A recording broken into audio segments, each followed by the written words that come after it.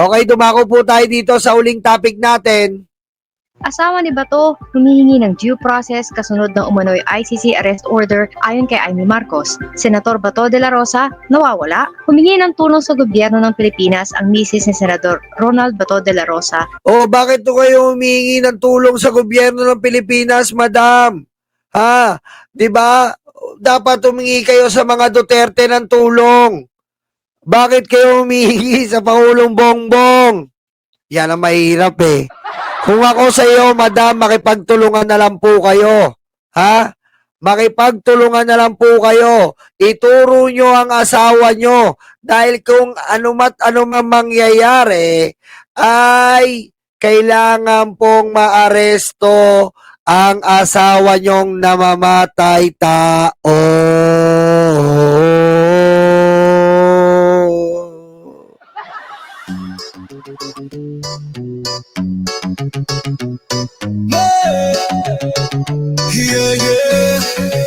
Di ba?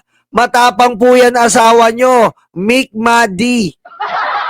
Trillanes, arestuin mo na ako. Subukan lang natin. Matapang po yung asawa nyo. Ba't ngayon nagtatago sa palda nyo? Nakakahiya naman. Bato ang pangalan, pero marshmallow. O, tuloy natin to. Nasundin ang batas at bigyan ng due process ang kanyang asawa kasunod ng mga ulat na di umano'y nagpalabas na ang International Criminal Court ng warrant of arrest laban dito. Ito ang pahayag ni Senador Amy Marcos nitong Miyerkules. Sa isang panayam, sinabi ni Amy na wala pa siyang direktang naririnig mula kay De La Rosa mismo, ngunit nakikipag-ugnayan siya sa asawa nito na si Nancy. Ayon sa kanya, sanay na sanay si Nancy dahil asawa ng pulis, pero ganun pa man, takot na takot at kabang-kaba. Nananawagan na tulungan sana sila na kahit paano may due process, may hustisya. Ano yan po tayo mahirap eh.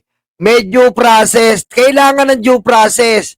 Nasaan po ang due process na ginawa ni Bato sa mga EJK family, sa mga mahihirap nating pamilya? Nasaan po ang due process doon, madam? Ha? Diba? Nasaan po ang due process doon? Wala pong due process doon. Kasi pinagpapatay ng asawa mo kasabwat si Digong ang mga kababayan nating kalahing Pilipino. Wala pong due process. Kaya regarding due process, tama lang po yan sa asawa nyo.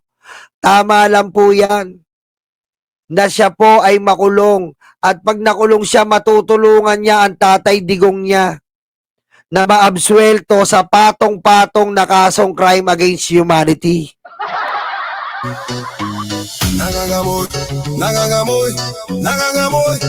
Yan po kasi mahirap eh. Nung kasagsagan ng patayan, ang yayabang nyo. O ngayon singilan na, tatago kayo. Huwag ganon. May soberanya ng Pilipinas. Dagdag pa niya, humihingi ng tulong sa lahat talaga naman. At kung maaaring tulungan, sabi ko, asahan nyo kung anong abot ng aking makakaya, tutulungan at tutulungan natin si Bato, hindi para makaligtas kung siya ay may sala talaga, kundi na makatarungan ang mga proseso na gagamitin. Huwag itong nangyari kay Presidente Duterte. Tigilan mo kami, Amy. Huwag ka magbabala.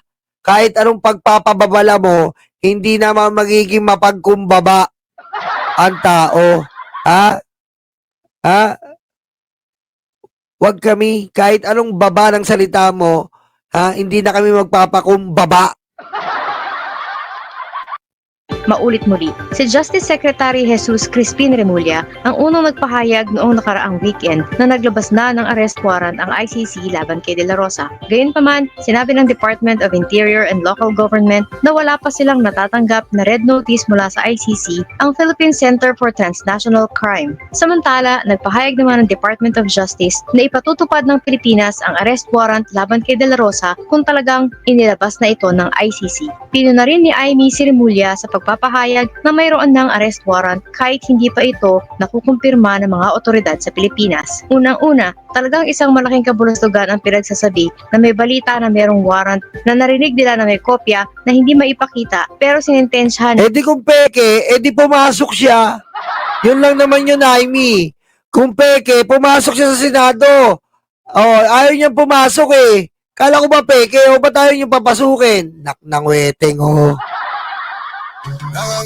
Diba, kung peke, pumasok siya, wala pala eh. Oh, anak ng butete, oh. Oh, kung kalokohan pala peke, papasukin nyo ba tayo magtrabaho? Nagtatago sa bundok. Oh, diretso natin. Na kung ano ang gagawin. Ano bang kalokohan yan? Puna ng senador. Nalilito ba tayo? Kung may warrant, ilabas. Kung walang warrant, tumahimik na kayo. Tantanan na ninyo kami. Ano bang pananakot? E di testingin natin, pumasok siya para malaman natin. Kung walang warrant, edi patalisikin nyo yung mga aresto. Pero pag may warrant, good luck. Na ang ginagawa nyo, dagdag pa niya. Ano man ang kaso, iginiit ni Amy na wala siyang ideya kung nasaan si De La Rosa sa kasalukuyan. Nasaan nga ba si Bato? Nawawala ba siya? Nang magsimula muli ang sesyon ng Senado nitong Martes, ika-11 ng Nobyembre, isa si De La Rosa sa mga senador na umabsent. Wala rin siya sa patuloy na sesyon nitong Miyerkules. Sinabi ni Senate President Vicente Tito Soto III na wala siyang alam kung bakit patuloy na absent si De La Rosa. Hindi naman daw kinakailangan na magbigay alam ang isang senador tungkol sa kanilang pagliban, ayon kay Soto. Si De La Rosa ay dating hepe ng Philippine National Police noong ipinatupad ang war on drugs sa ilalim ng administrasyon ni dating Pangulong Rodrigo Duterte. Si Duterte ay inaresto ng mga lokal na otoridad sa Pilipinas noong ika-11 ng Marso matapos maglabas ng arrest warrant laban sa kanya ang ICC. Kasalukuyan siyang nakakulong sa The Hague dahil sa mga kasong crimes against humanity kaugnay ng di umano'y extrajudicial killings sa panahon ng drug war ng kanyang administrasyon. O, yan ha. Ayan po yung balita kay Bato. Kaya Bato, lumabas ka na. Tulungan mo ang amo mo. Dahil ikaw ang testigo niya. Kapag hindi mo tinulungan ang amo mo, magiging garapon siya. Di ba po? Tama naman. Kaya abangan po natin ang mga susunod na balita dyan regarding Bato de la Rosa, Digong, at iba pa. Maraming salamat po. Sana po nagustuhan niyo po ang live natin. Pa-like, and subscribe na po dito sa Birahan PH. Sa ngalan po ni Boss Mark, Takero, Banat Boy, ako na naman po si Nyolo, ang pinakapogi. Diba? Maraming salamat po. I love you all. Shout out to all BMB family. Shout out si Reza Force family. At sa mga karayuma at libag kong nandyan palagi. I love you. Bye-bye!